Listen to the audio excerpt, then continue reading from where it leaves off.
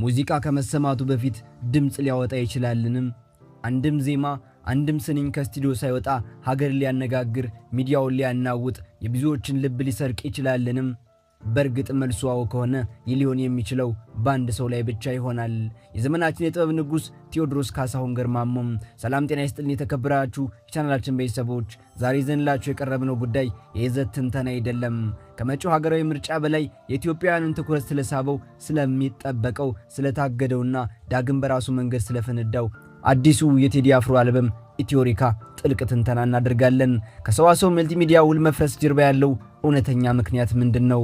በአርቲስት ቲቪ ሊተላለፍ የነበረው ጋዜጣዊ መግለጫ በድንገት ለምን ታገደ? እና ከሁሉ በላይ ቴዲ አፍሮ ይህንን ሁሉ መሰናክል አልፎ ምን አዲስ ታሪክ ሊጽፍ ተዘጋጅቷል? አብራችሁን ቆዩም። ልብ ሰቃዩና እጅግ አስገራሚውን የኢትዮሪካን ጉዞ አብረን እንፈትሻለን። ለ3 ዓመታት ሙሉ የቴዲ አድናቂዎች ጆሮአቸውን ቀስረው ሲጠብቁት ነበር። ቴዲና ሰዋሰው መልቲሚዲያ የሀገሪቱ ትልቁ አርቲስትና የዲጂታል አሳታሚ፣ ሁሉም ነገር የተስተካከለ ይመስል ነበር። አልበሙ በዳግማዊ ትንሣኤ ዋዜማ በሰዋሰው በኩል ለህዝብ ይደርሳል ተብሎ በይፋም ተነግሮ ነበር።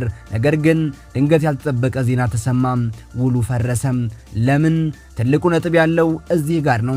መረጃዎቹ እንደሚያመላክቱት በአልበሙ ውስጥ ከተካተቱት 18 አስደናቂ ስራዎች መካከል ሰዋሰው 3ቱ ዘፈኖች መቀነስ አለባቸው የሚል ቅድመ ሁኔታ በማቅረቡ ነው።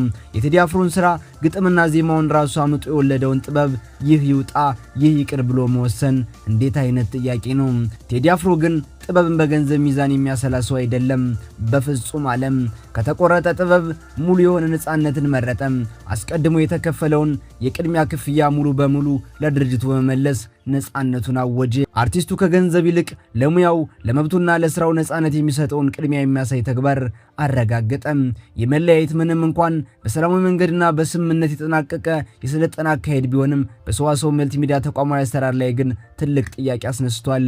የሀገሪቱን ተጽዕኖ ፈጣሪ አርቲስት ማቆየት አለመቻሉ የዲጂታል ገበያውን የኃይል ሚዛን ወደ አርቲስቱ ያደላ አድርጎታል። ቴዲ አፍሮ በድጋሚም አረጋገጠ። የስራዬ ጌታ የጥበቤ ባለቤት ራሴ ነኝ አለ። የሰዋሰው ዜና በውል ከመብረዱ ሌላ ዱብዳ ተከተለ።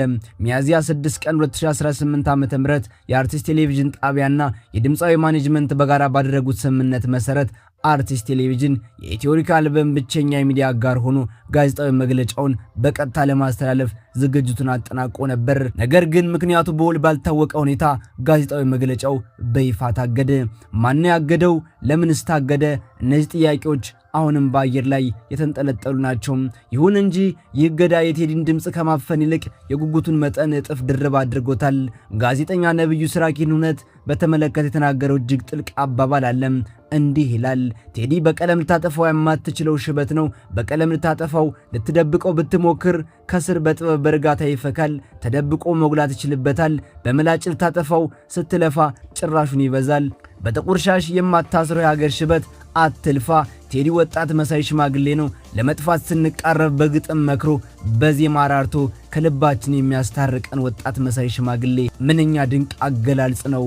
እውነት ሰፋሪው ህዝብ የነገሰውን ሊያነግስ የቀናት ምጥ ብቻ የቀረው። የሚጠሉት እንኳን ከሚወዱት በላይ የጥበቡን ጉልበት አሳምረው አውቁታል። ጋዜጣዊ መግለጫውን ያገዱት አካላት አንድ የዘነጉት ትልቅ እውነት አለ። የምንኖረው በ21ኛው ክፍለ ዘመን ነው።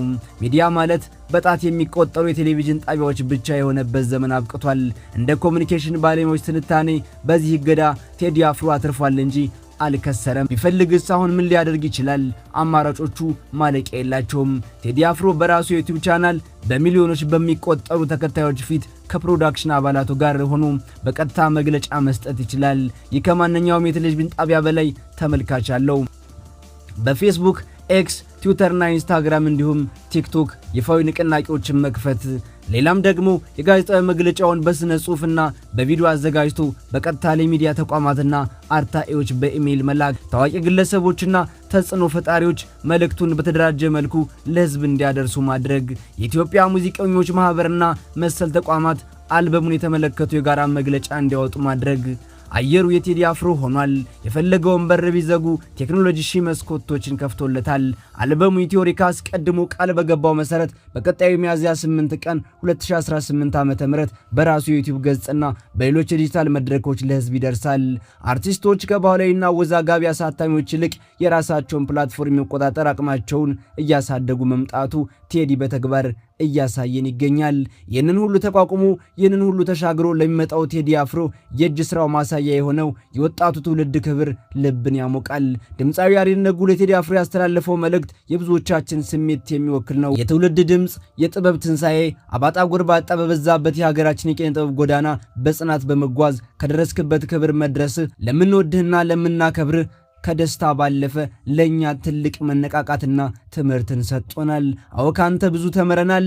ጥበብን ለሀገርና ለወገን መሳሪያነት በማዋል የትውልዱን ህመም በማዜም ታሪክን መዘከር፣ ፍቅርን መስበክ፣ ይቅርታና አንድነትን ማወጅ፣ ሀገርና ሰንደቅን ከፍ አድርጎ ማሞገስን ተክነህበታል። ይቅናህ ንጉሱ ክብር ይገባሃል ብሎታል።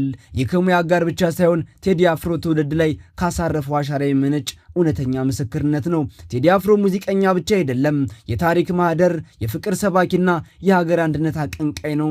የተከበራችሁ የቻናላችን ቤተሰቦች ምንም ቢሆን ምን ፍቅር ያሸንፋል። ሚያዝያ 8 2018 ዓ.ም ከቀኑ 8 ሰዓት ላይ የጥበብ ትንሣኤ ይሆናል። የቴዲ አፍሮ አድናቂዎች ያችን ደቂቃ በጉጉት እየጠበቁ ነው። የቴዎሪካ የሙዚቃ አልበም ብቻ ሳይሆን የጽናት የነጻነትና ያልተበረዘ ጥበብ ማሳያ ሆኖ በታሪክ ይመዘገባል። እስኪ እናንተ ምን ታስባላችሁ? የሰዋሰውና የቴዲ መለያየት እንዴት አያችሁት? በአርቲስት ቴሌቪዥን ላይ የጣለውን እገዳ ማን ያደረገው ይመስላችኋል? ሐሳባችሁን ከታች ባለው ኮመንት መስጫ ላይ ጻፉልን። ውይይታችንን እዛው እንቀጥላለን።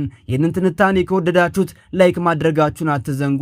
ለጓደኞቻችሁ ሼር በማድረግ የጥበብን ድምፅ እናስተጋባ። ቻናላችንን ሰብስክራይብ ያላደረጋችሁ ቤተሰቦች አሁኑን የደወል ምልክቷን በመጫን ቤተሰብ እንድትሆኑ በአክብሮት ጋበዝን። በያላችሁበት የዓለም ዳርቻ ሁሉ ሰላማችሁ ብዝት ይበል እያልን በዚሁ ተሰናበትን።